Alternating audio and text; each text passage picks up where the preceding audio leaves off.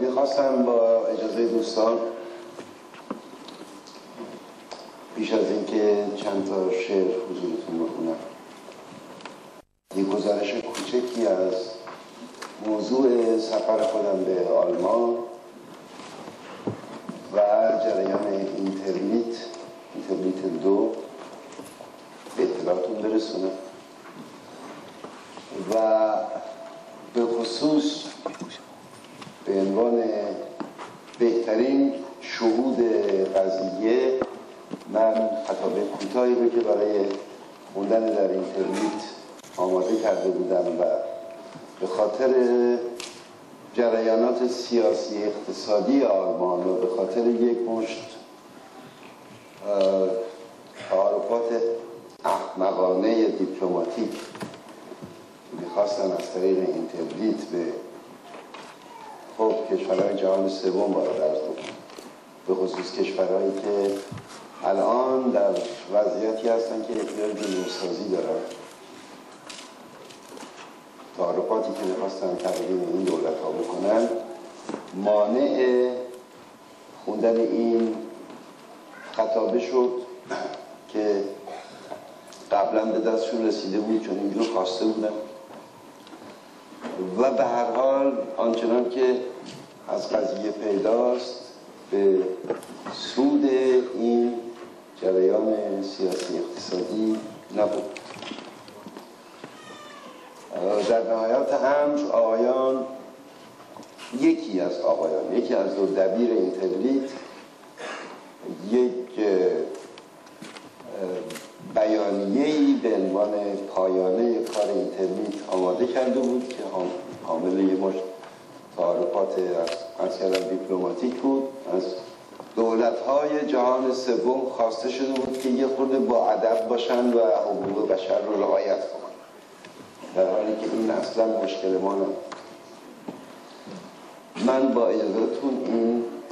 بیانیه کوتاه رو برای اطلاع شما عرض می‌کنم.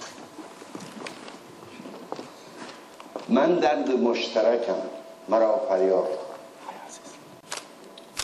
آقای رئیس، خانم ها، آقایان، اجازه بدهید نخست سپاس بی‌دریغم را با فشردن صمیمانه دست‌هایی که چنین با نگرانی از پشت حصارهای رفاه و صنعت به سوی ما مردم به اصطلاح جهان سوم دراز شده است ابراز کنم و آنگاه پیش از سخن گفتن از مسائل جهان سوم به حضور هولناک با پسماندگی فرهنگی، جهل مطلق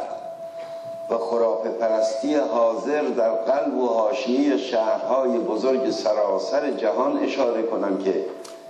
به ویژه ترم جهان سوم را مخدوش می‌کند.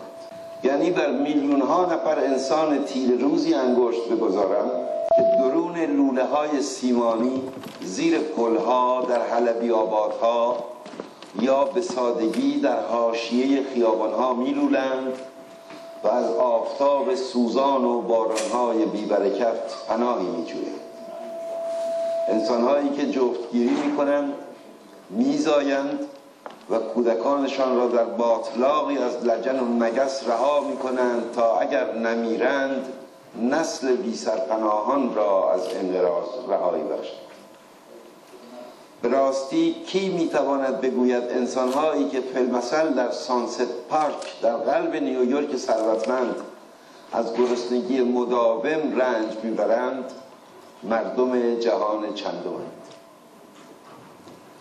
به جز اینان حدود 1/4 از جمعیت 5 میلیاردی سیاره ما در شرایطی زندگی می کنند که حتی از ابتدایی ترین وسایل یک زندگی بخور و نمیر هم محرومند.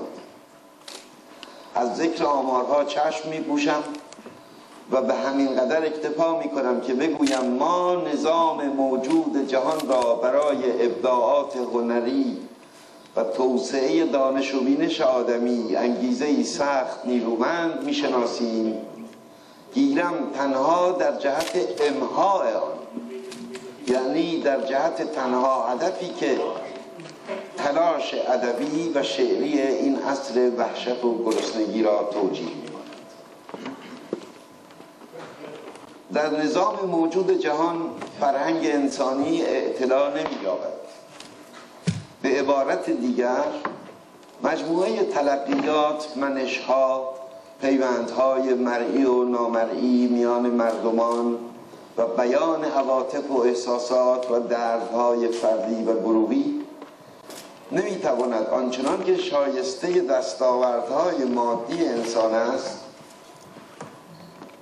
برای همگان آگاهی دهنده، غنی و سرشار از تعهد متقابل باشد. در گردش مهار شده روزگار ما که زمام آن را قدرتمندان اقتصادی، سیاستمداران حرفه‌ای، فرماندهان نظامی و آدمخوران امنیتی به دست دارند، تمامی ارزش‌های مادی و تجهیزات و تأسیسات تولیدی و اطلاعاتی و خدماتی که آدمیان آفریده‌اند از دسترس انسان‌های تحت سلطه به دور مانده است. ما در سرزمین‌های عقب مانده و کم توسعه آشکارا می‌بینیم که حاصل کار انسان‌ها به صورت سودهای کلان از دسترس آنان خارج می‌شود تا در بازگردش خود ابزارهای سلطه وسیع‌تر و کارآمدتری فراهم آورد و به دینسان در برابر یکپارچگی فزاینده سرمایه در سطح جهانی، یکپارچگی انسان‌هایی که علیه موانع رشد خود نیروی ذخیره عظیمی در آستین دارند خنثی می‌شود. تصور این نکته که مشیتی مرموز هر قلمروی از سطح زمین را به پادشاهی بخشیده آنقدرها هم کودکانه تر از این تصور دیگر نیست که هر کشوری جداگانه مسئول رشد یا واپسماندگی خویش